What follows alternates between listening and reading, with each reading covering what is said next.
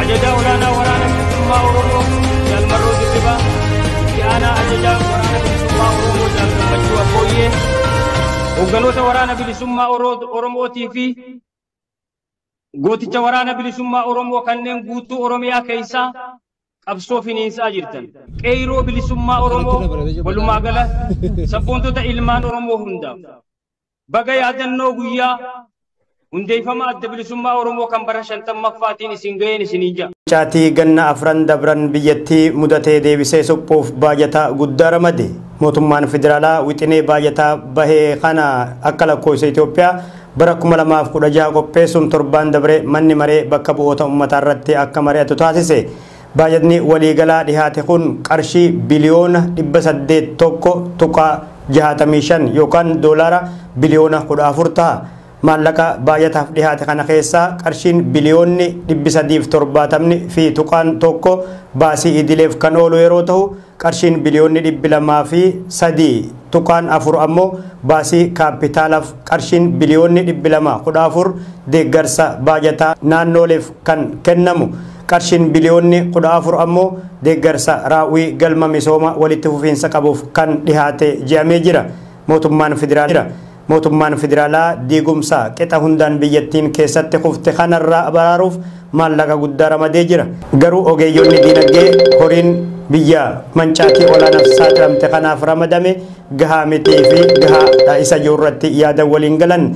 Garii baay'inni ramadame gahaadha yoo jiran kaan ammoo biyya ganna afurii oliif mancaatii caaluuf saaxilamtee deebisanii suphuuf gahaa mitii jiru. Itoophiyaan ganna lameen dabran kana waraana fi beela cimaan kan rukutamtee jiru yeroo ta'u, ammas maddi rakkoo kanaa hundirraan furamne. Yeroo ministeerri maallaqaa obbo Ahmad Shidee paarlamaa irratti ibsa kennan, miseensonni paarlamaa ammoo mootummaan akkuma bara dabretti ijaarsa pirojektiileef baajata guddaa akka ramanne gaafatanii jiru. Oromiyaa keessatti bu'uuraaleen misoomaa kaan manca'uun kaanis miidhamanii suphaa fedhu. Kana cinatti ammoo aanaalee gammoojjii keessatti lammiileen honge rukutaman ammas guutummatti hin bayyananne. Lolli waraana bilisummaa Oromoof mootummaa jidduutti geggeeffamu rakkoo cimaa Oromiyaan keessa jirtu kan hammeesse. Biyyattii gara kaabaa keessatti ammoo wirtuuleen misoomaa baay'een waraanaan manca'anii jiru. Qaala'insi jireenyaa hanga 46% kan ol ka'ee fi gatiin shaqatoota baay'ee dabalee jira.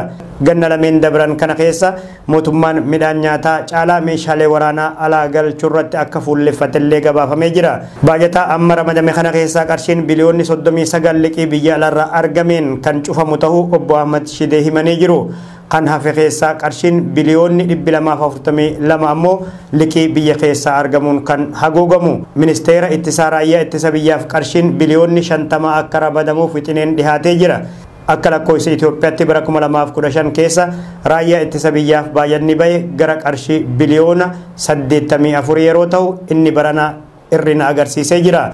Bara baajataa 2016tti deeggarsaa naannoleetiif qarshiin biliyoonni 214 kan ramadamee jiru yeroo ta'u, naannoo Oromiyaatiif qarshiin biliyoonni 71.9, Tigraayiif qarshiin biliyoonni 12.5, naannoo Amaaraatiif qarshiin biliyoonni 43.1, qarshiin biliyoonni 26.9 ammoo naannoo sabaaf sablammoota fi uummattoota kibbaaf ramadamee jira. Qarshiin biliyoonni 20.8 ammoo naannoo Somaaliitiif kan ramadame yeroo ta'u, biliyoonni 6.4 ammoo naannoo kibba dhiha Itoophiyaatiif, qarshiin biliyoonni 8.5 ammoo naannoo Sidaamatiif ramadamee jira. Akkasuma qarshiin biliyoonni 6.4 Afaariif, qarshiin biliyoonni 3.8 naannoo Binishaangul Gumuziif, qarshiin biliyoonni 2.7 ammoo naannoo Gaambeellatiif ramadamee jira. Naannoo Harariif qarshiin biliyoonni 1.5 bulchiinsa magaalaa Finfinneetiif, qarshiin biliyoonni 5.2 magaalaa Dirree Dhawaatiif ammoo qarshiin biliyoonni 1.8 ramadameefii jira. Wixinee baajataa dhihaate kana kan ilaale manni maree bakka bu'oota uummataa caalatti xinxaluuf ammoo gara koree dhaabbii dhimma karoora baajataa fi faayinaansitti ergee jira. Oromiyaa keessatti abbootiin qabeenyaa kaapitaala qarshii biliyoona 180 ol galmeessan hayyama investimentii argatan. Abbootii qabeenyaa 3,600 oliif hayyamni investimentii laatamee jira. Naannoo Oromiyaatti hoogganaan waajjira investimentii fi industirii obbo Ahmad Idris bara baajataa kanatti Oromiyaa keessatti abbootii qabeenyaa kaapitaala gara qarshii biliyoona 180 ol galmeessaniif hayyamni investimentii laatameefii jira jedhan. Abbootiin qabeenyaa kunniin dameelee misoomaa investimentii si'ataa fi mijataa ta'e keessatti akka hirmaataniif hayyamni laatameef jajjabeessaadha jedhame. Pirojektoota investimentii 5,000 dhihaatan keessaa 3,000 fi 600 hayyamni laatamee jira. Pirojektoonni investimentii kanneen lammiilee 600 fi 79 hojii uumuu ni danda'us jedhame. Oromiyaa keessatti dargaggoonni hedduun mala hojii dhabuutiin abdii kutatanii biyyoota ollaa fi gara biyyoota Arabaa godaanan rakkoo namoomaaf saaxilaman lakkoofsi isaanii olaanaadha. Pirojektoota investimentii babal'isuun lakkoofsa lammiilee sababa hojii dhabuutiin biyyarraa godaananii xiqqeessuu danda'a. Naannoo Amaaraa magaalota 3 keessatti raayyaa ittisa biyyaaf dargaggoonni humnoota faannoo jedhaman deeggaran walitti bu'an. Godina Goojjam lixaa magaalota akka Finoota Salaam, Jigaa fi Dambaacaa keessatti dargaggoonni daandii cufuun humnoota mootummaa raayyaa ittisa biyyaaf poolisiin walitti bu'anii jiru.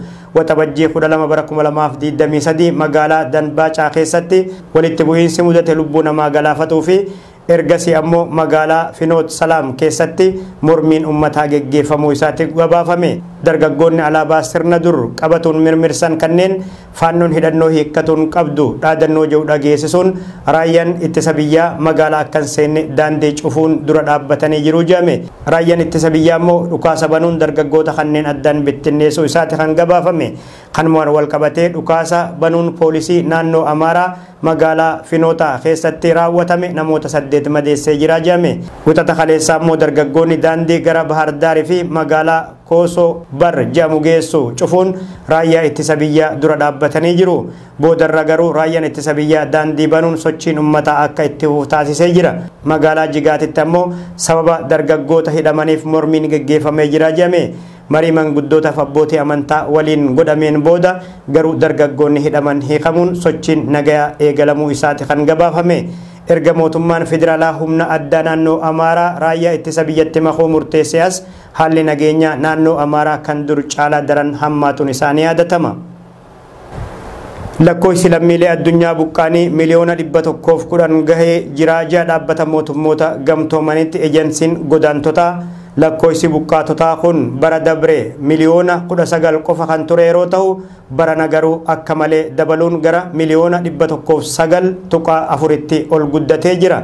Lolli Raashiyaa fi Yuukireen akkasuma Suudaan keessatti raayyaa ittisa biyyaa fi humna addaa RSF jidduutti cimee jiru lakkoofsa buqqaatota addunyaa akka dabalu taasise.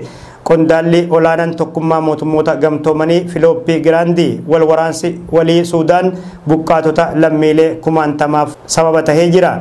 Irra jireessi lammiilee Suudaan gara biyya ollaa Chaaditti kan baqatan yeroo ta'u gari ammoo gara biyyoota akka Suudaan Kibbaa, Masrii fi Itoophiyaatti kanneen baqatanis lakkoofsi isaanii olaanaadha.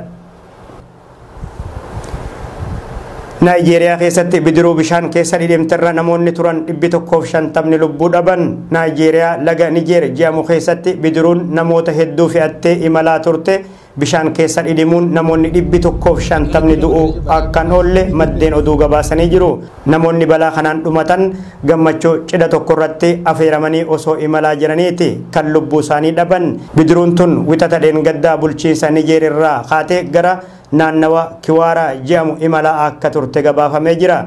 Bulchaan naannoo Kiwaaraa Abdul Rahman Abdul Razak namoonni hedduun du'uu fi kaanis dhabamuu maddeen oduutti himanii jiru. Dureen amantii Paateegii jedhamu ammoo namoonni 150 du'uu mirkaneesse. Lubbuu baraartonni namoota hafan argatuuf ijibbaataaf bobba'anii jiru. Ji'uma dabre keessa achuma Naayijeeriyaa keessatti balaan bifa kanaa mudate bulchiinsa Sokoroo keessatti namoota 14 lubbuu galaafate.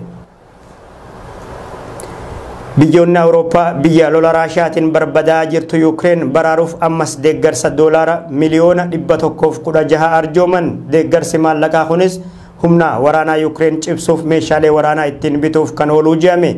Deeggarsi addaa amma Yuukireeniif ifoome kun fandii idil addunyaa bara 2022 konferansii Deenmaark magaalaa Kooppenhaagen irratti kan hundaa'ee fi humna waloo Yuukireen durfamuun kan ramadamuu jedhame. Biritaaniyaa dabalatee Deenmaark, Swiidin, Noorweey, Finlaand, Ayislaand, Neezerlaand, Istooniyaa, Laatiiviyaa fi Luutaaniyaan biyyoota deeggarsa laatan tahuutu gabaafamee jira.